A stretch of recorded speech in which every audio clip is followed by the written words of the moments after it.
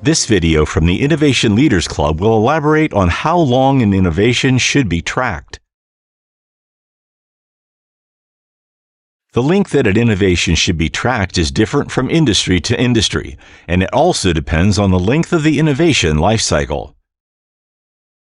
More precisely, the video will cover what the definition of innovation is so that you can identify what needs to be measured,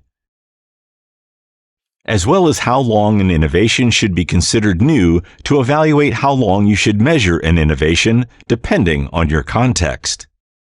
Don't forget that, as usual, you can access for free all of the content on this video, including the PowerPoint presentation, as well as the tools, if applicable, by clicking the link in the description below.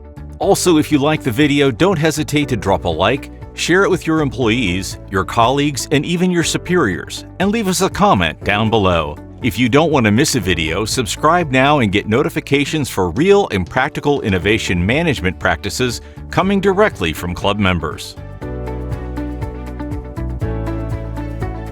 The Academy works to freely share meeting content discussed during Innovation Leaders Club gatherings.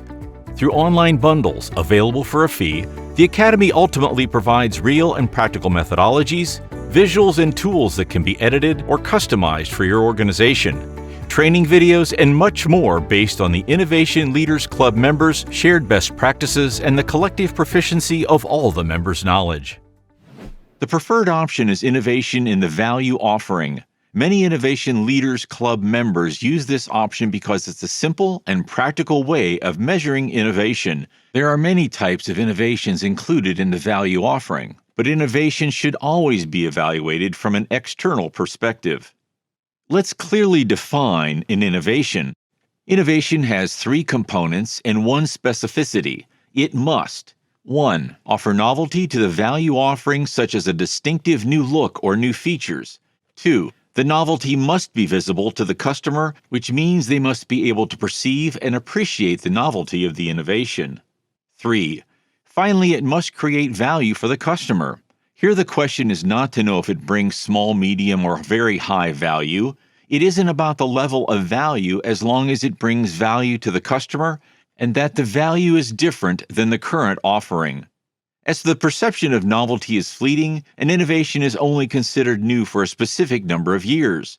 This is mainly related to the duration that the innovation will be measured. More information on how long an innovation should be considered new will be covered later in this module.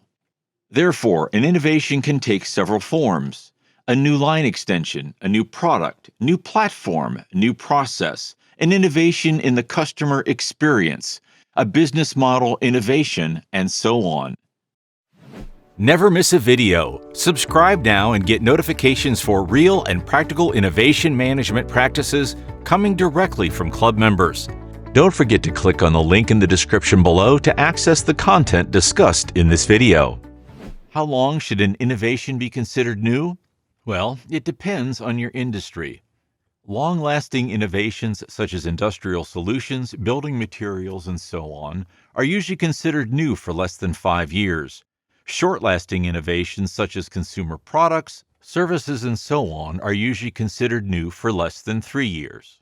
But for fast-paced industries such as telecom, electronic, medical, and trend-related industries, they use a variable duration. For example, in the video game industry, a new product is only considered new for the first year following its release. A benchmark from the Innovation Leaders Club members in 2009 indicates that only 5% of its members consider innovation new for less than a year, 7% for less than 2 years, 59% for less than 3 years, 5% for less than 4 years, 21% for less than 5 years, and 3% for something else. In this last benchmark, a member moving equipment for the pulp and paper industry considers it an innovation for 7 years. What does it mean to consider an innovation as new for less than 3 years? That the innovation performance will be tracked during an incomplete first year, the full second, and the full third year. Some members say that innovations on average would be measured for only 2.5 years because of the incomplete first year. After that, the performance will be tracked within the regular offerings and excluded from the innovation performance, as it's no longer considered new. The rationale is the same if the duration is less than 5 years, and that the innovation performance will be tracked during an incomplete first year, the full second, the full third, the fourth, and fifth year. When to start tracking? Some organizations don't know how to clearly establish an innovation's launch date. It usually refers to the full launch date, not a market test, neither a regional soft launch. More details about launched practices will be covered in the launch bundle. Here's a simple visual about the product lifecycle. The market test and the regional soft launch should be included in the market preparation phase.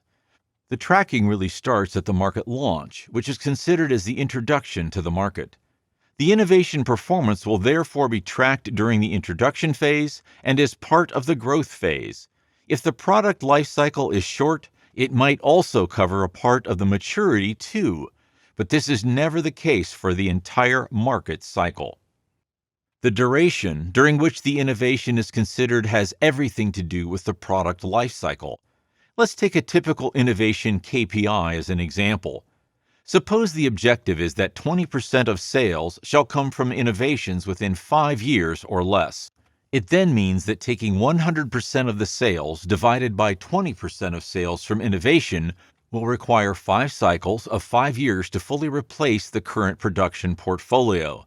This means that there are 20% of sales from innovation in 2017, 20% in 2020, and so on until 2037 to fully replace the portfolio. Is an innovation really expected to have a life cycle of 25 years? Isn't that too long? Let's say instead that the expected life cycle is 10 years and the new product cycle is still 5 years. By dividing 10 years of the life cycle expectancy by 5 years for the new product cycle, you will need 2 cycles of 5 years to fully replace the current product portfolio, and so the objective should be 50% of sales shall come from new products. Therefore, replacing 50% of the portfolio in 2017 and 50% in 2022 will fully replace your current offerings.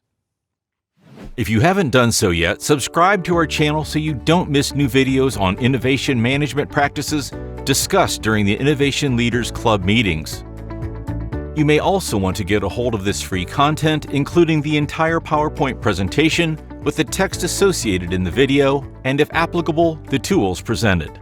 Here's the link to get your free package. Finally, don't hesitate to leave us a comment or watch the next video to learn even more about innovation management practices.